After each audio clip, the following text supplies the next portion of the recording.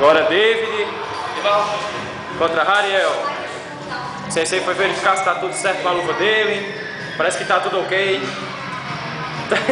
Parece que está pronto para começar o fight.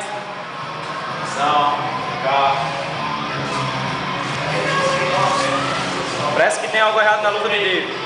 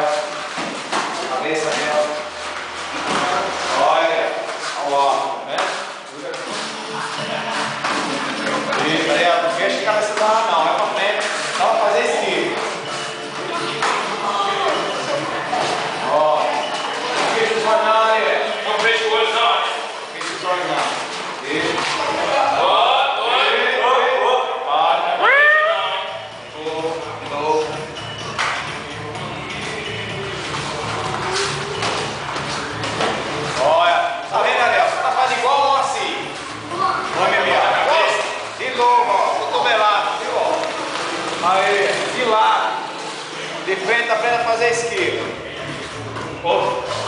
Cuidado. Não prenda a respiração. Controle. Aí. Atenção. Parou. Coluna. Só o pé. Vamos lá.